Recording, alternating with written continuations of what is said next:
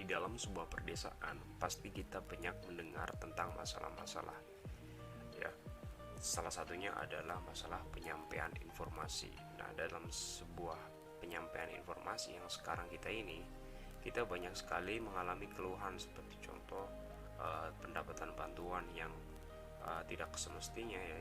Jadi dalam uh, pemerintah sekian, namun dalam kepala desa tidak tersampaikan atau tidak uh, secara penuh mendapatkan haknya masing-masing gitu ya. Kemudian kita juga masih banyak lagi informasi. Nah, dalam informasi yang seperti ini kita perlu yang namanya sistem aplikasi yang akan membungkus sebuah informasi dari pemerintah pusat masuk ke dalam sebuah pedesaan, agar apa, nantinya kita bisa tahu secara detail ya informasi yang ada dalam pemerintah, kemudian masuk ke dalam desa, kemudian ditangkap oleh warga setempat ya, seperti itu.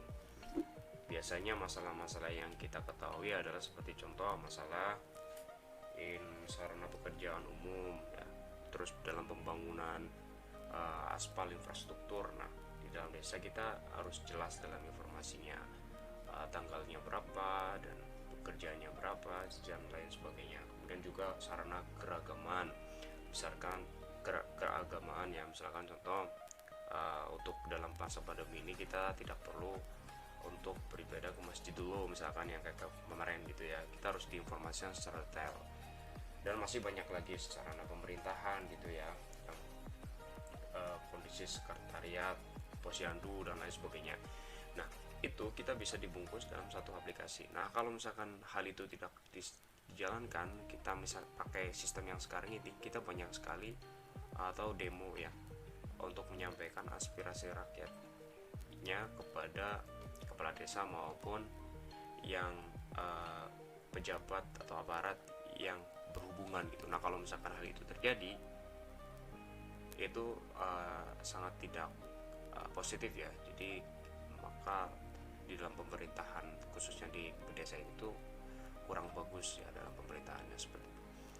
Nah, terus aplikasinya nanti akan seperti apa? Nah, nanti di sini dalam aplikasinya itu kita bisa menyimpan sebuah data ya, bisa menyimpan sebuah data file seperti contoh KTP, scan KTP, akte kelahiran, ijazah terakhir juga bisa ditaruh, kemudian kartu nikah dan lain sebagainya. Untuk identitasnya pun sendiri, kita per warga mendapatkan ID KTP ya. Jadi kita menggunakan ID KTP agar nantinya kita bisa termanajemen.